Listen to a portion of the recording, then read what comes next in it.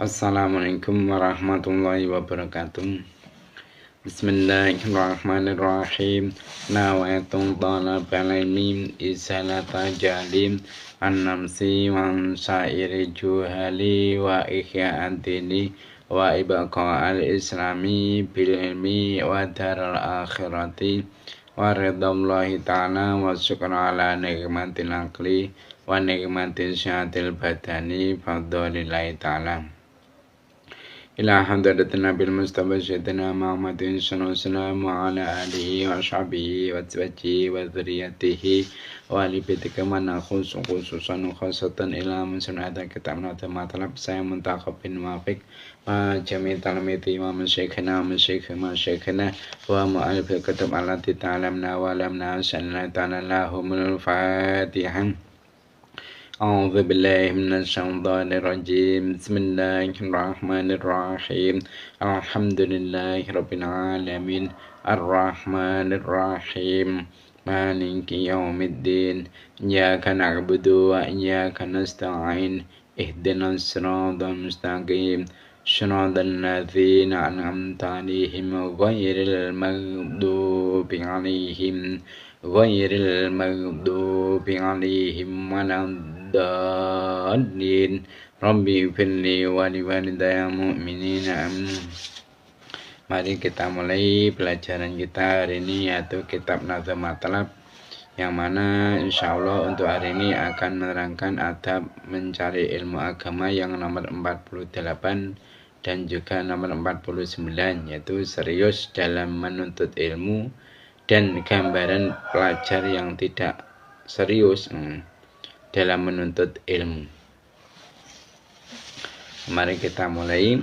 Seperti biasa kita baca 3 kali nadamanya sama-sama, setelah itu kita mana ya. Bismillahirrahmanirrahim. Qala al-musannifu rahimahumullah ta'ala wa nafa'na biha fi 'ilmi fid dharain amin. Wa khutwakum mujtahidan amara awirdo bil jali wa ishimara. Wa khutwakum mujtahidan amara awirdo bil jali wa ishimara. Wa khutwakum mujtahidan amara awirdo bil jali wa ishimara. Penjelasan iki dimaknai. Wa khut lan ngalapo sira. Wa khut lan ngalapo sira. Wa kun lan ana sira. Wa kun lan ana sira iku mujtahidan wong kang mampang. Iku mujtahidan wong kang mampang. Amaron ing dalem selawase umur. Amaron ing dalem selawase umur. Awirda utawa ridho sira. Awirda utawa ridho sira bil jahli kelawan bodho. Bil jahli kelawan bodho. Kelawan apa singkatan? Mentok ya. Bil jahli kelawan bodho. Wa'is lan uripa sira. Wa'is lan uripa sira himaron kelawan kaya himar. Himaron kelawan kaya himar. Punjul saniki artosipun. Artosipun selagi dereng gedugenan ajal.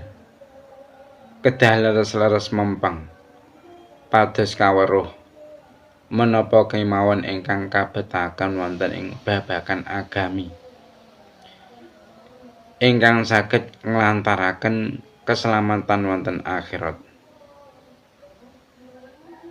Allah marzuqna husnul khotimah wan najata minan nar.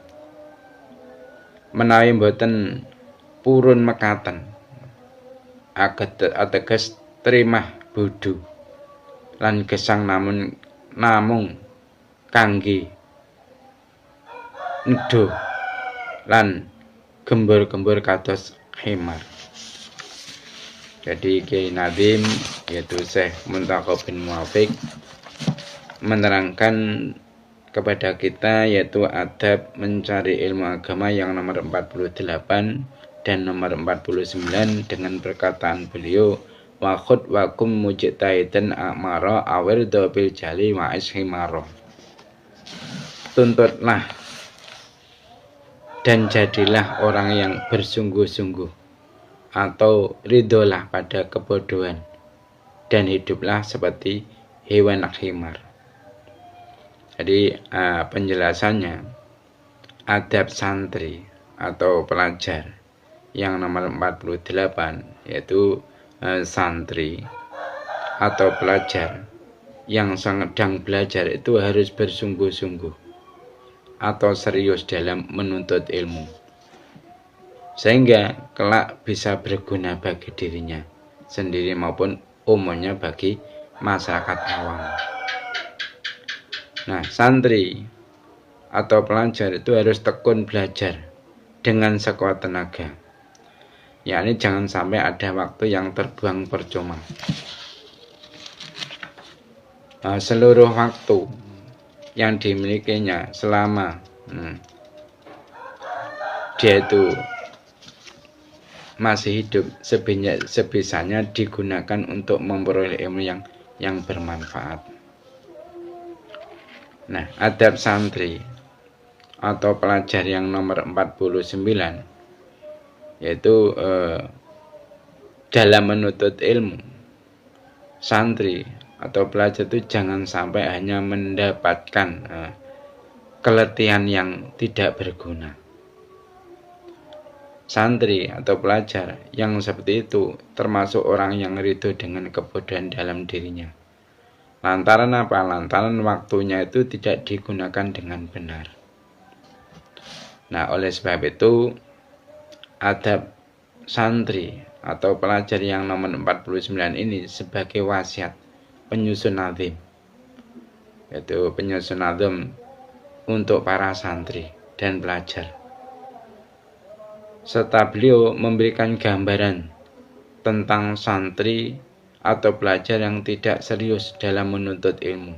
Itu diibaratkan sama dengan kuda atau angkutan yang tidak setiap hari,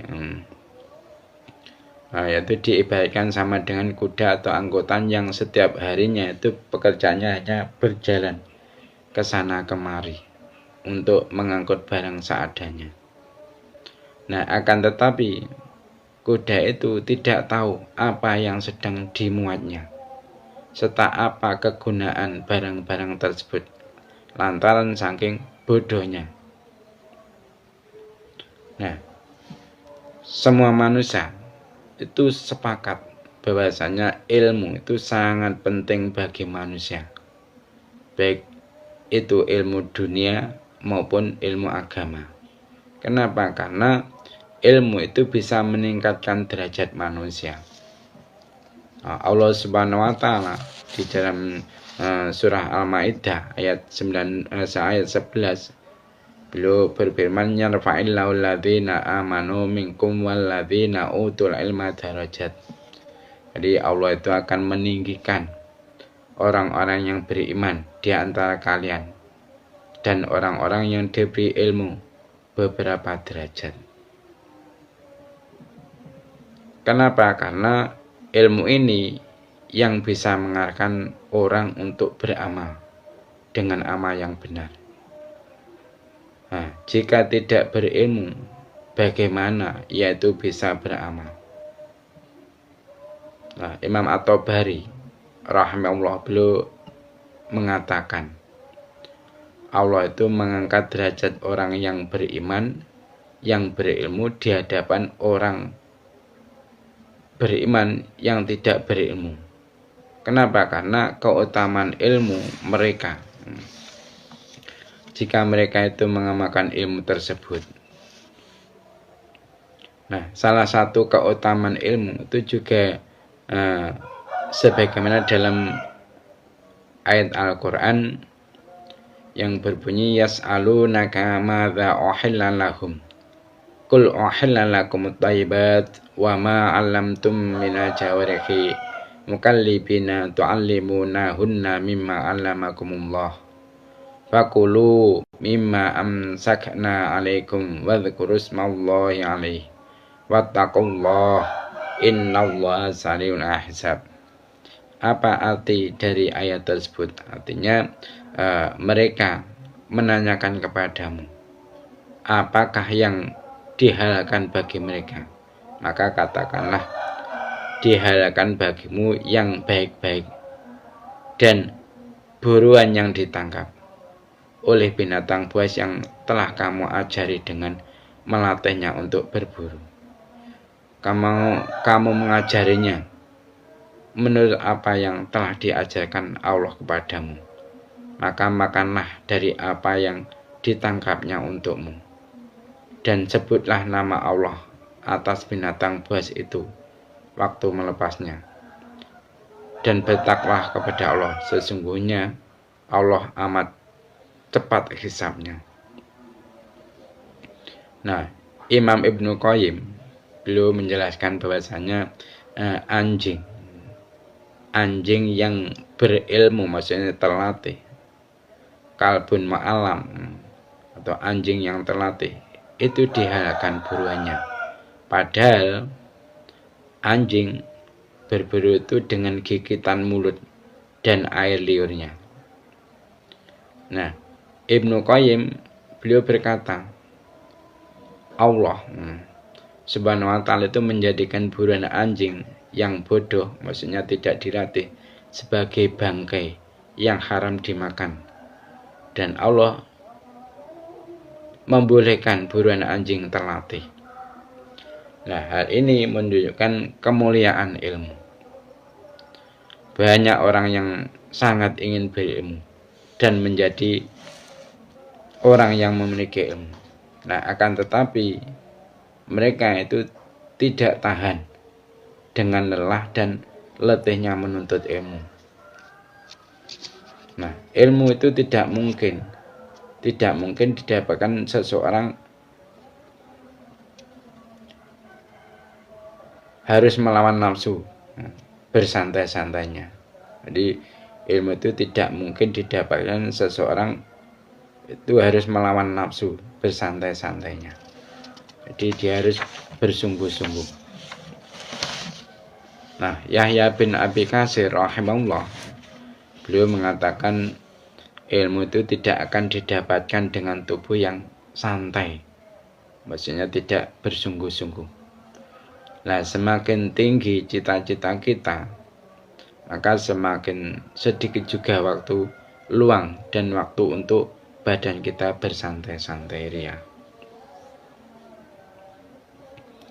Imam Syafi'i rahimahullah itu juga mengisyaratkan perjalanan dan perjuangan berat menuntut ilmu dengan hasil yang baik. Beliau mengatakan tidak mungkin menuntut ilmu orang yang pembosan. Mereka puas jiwanya, kemudian ia menjadi beruntung.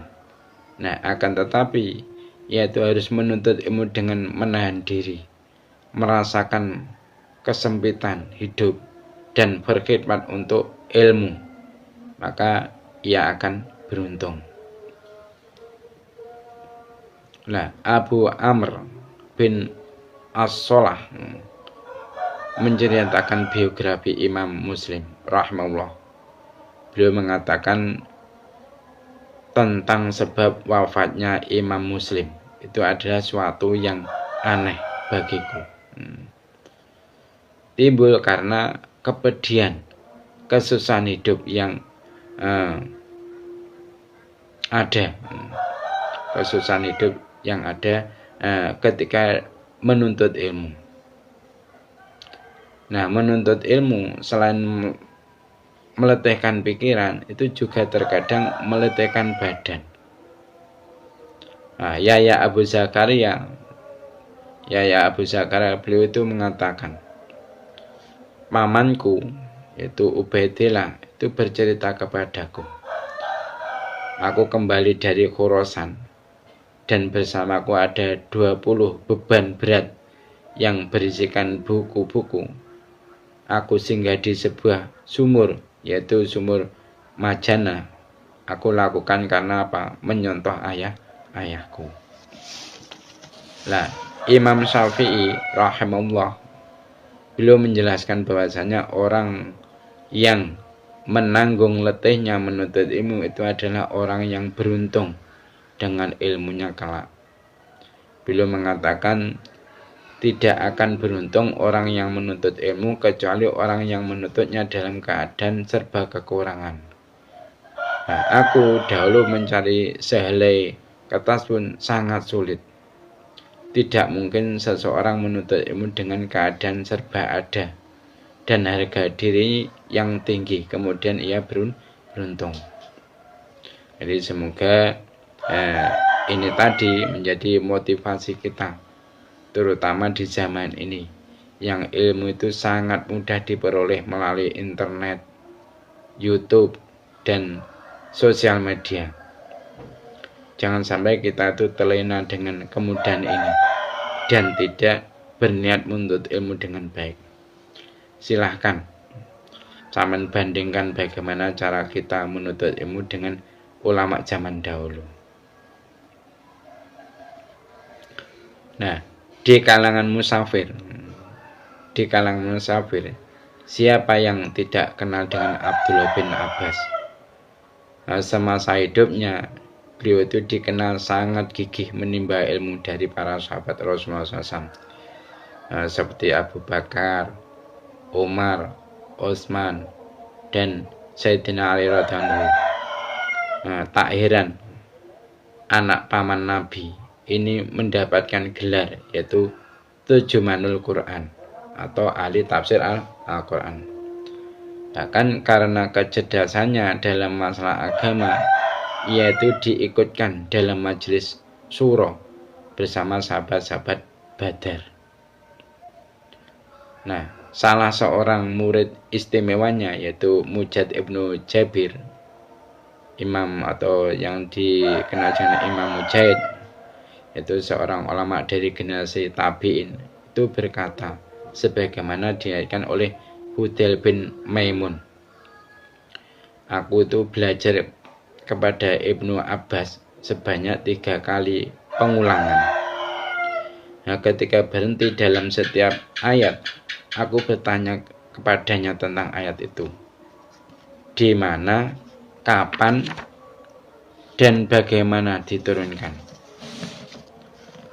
Nah, kami menggali hikmah dalam setiap ayat, hukum-hukumnya, pemahaman, dan rahasia pengetahuannya.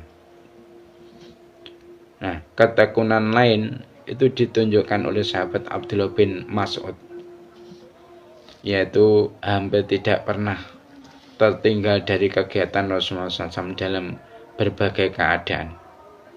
Dialah salah satu sahabat yang selalu mempersiapkan sandal Nabi, membantu keperluan dan menyediakan air wudhunya, sampai ia itu berkata, tidaklah ada satu surat dan ayat Al-Quran diturunkan kecuali aku itu mengetahui di mana dan kapan diturunkan, serta mengenai masalah apa ayat tersebut berkaitan. Sungguh, seandainya ada orang yang lebih alim tentang Al-Quran, niscaya aku akan belajar kepadanya, walaupun dengan menunggang unta yang jaraknya jauh. Nah, karena kecemerlangannya dalam ilmu agama, yaitu sampai dijuluki sebagai ulamanya para sahabat.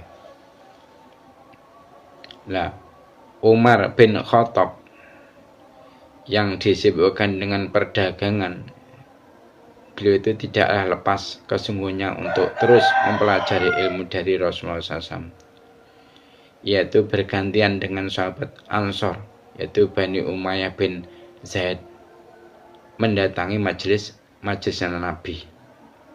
Nah, demikian juga yang lainnya. Jika salah seorang itu berhalangan, maka akan bertanya kepada yang hadir. Nah, seseorang yang telah lanjut usia itu titip pertanyaan kepada murid Imam Ahmad bin Hambal untuk diteruskan kepada sang guru. Apakah masih perlu yaitu menuntut ilmu? Nah, Imam Ahmad akhirnya menjawab, kalau ia itu masih pantas untuk hidup, maka pantas pula ia menuntut ilmu. Nah, dalam kesempatan lain Imam Ahmad ditanya, sampai kapankah seseorang itu belajar? Beliau akhirnya menjawab, sampai kamu masuk kubur. Nah, untuk keperluan menuntut ilmu, Imam Ahmad itu pernah yaitu berangkat dari Madinah ke Baghdad, belajar kepada Imam As-San'ani dengan perjalanan berhari-hari. Nah, Abdul Qadir Jalani, beliau itu pernah ditimpa kelaparan dan hampir mati karena kehabisan bekal dalam menuntut ilmu. Nah, dia pun pernah pergi ke padang rumput dan mencari pucuk-pucuk daun tumbuhan untuk dimakan demi menyembuhkan rasa laparnya. Siapa yang tidak kenal dengan Imam Bukhari? Dalam mempelajari hadis, beliau itu memiliki guru, yaitu lebih dari 1000 syekh, yaitu melakukan perjalanan yang panjang. Nah, buah dari ketekunannya, akhirnya ia itu berhasil mengumpulkan lebih dari 10.000 hadis. Ini waktu-waktu malam hari biasanya dihabiskan untuk mengulang dan menelaah ilmu yang ia dapatkan, hingga pernah menyalakan lampu lebih dari 20 kali dalam semalam untuk menghafal hadis dan sanadnya. Jadi jarak yang jauh dari sumber ilmu tidak membuatnya patah arang. Beliau itu tidak segan menjelajah gurun pasir yang panas, menembus badai dan kota-kota untuk mendapatkan hadis dari kota Bukhara hingga ke Mekah dan Madinah. Nah, masalah menghargai waktu, penghargaan dan perhatian ulama dalam menggunakan waktu itu memang luar biasa. Imam Ibnu Abi Hatim itu ketika mau makan kue, beliau itu menunggu sampai kering. Nah, setelah kering dicelupkan dalam air. Nah, ketika kebiasaan itu ditanyakan oleh muridnya, beliau itu menjawab, berapa menit waktuku terbang hanya untuk mengunyah makanan berlama-lama. Masih banyak hal dari agama ini yang belum aku ketahui. Kalau roti tersebut itu kering, lantas aku celup dengan air, bukankah hal ini mempercepat waktu makan dan hasilnya pun sama? Nah, demikian pula dengan Imam Mujahid abad ini, yaitu Syekh Nasiruddin Albani. Menurut penuturan murid-muridnya, beliau itu terkadang memilih jalan lurus dan pintas daripada yang berbelok-belok demi menyingkat waktu. Nah, kadang juga berdiri berjam-jam di perpustakaan, keluar perpustakaan hanya untuk hajat dan sholat. Nah, hasil kegigihannya itu dapat kita rasakan sekarang, yaitu karyanya yang spektakuler, yaitu berupa Silsilatul Ahadits Shahihah dan Maudhu'at. Nah, sehingga hampir tidak ada hadis di dunia kecuali telah ditakhrijnya dengan lengkap. Nah, Imam Syafi'i beliau mengatakan bermalam-malam untuk menelaah ilmu itu lebih aku sukai daripada tidur bersama wanita cantik dan kaya. Beliau juga berkata, wahai saudaraku, engkau tidak akan mendapatkan ilmu kecuali dengan 6 perkara yang mesti dipenuhi, yaitu semangat, kesungguhan, kecerdasan, perbekalan yang cukup, petunjuk guru, dan panjangnya waktu. Nah, kamar beliau itu penuh dengan kitab-kitab hingga hanya sekedar untuk selonjor pun sulit. Nah, demikian besar mujahadah para ulama kita dalam memperjuangkan dakwah Islam.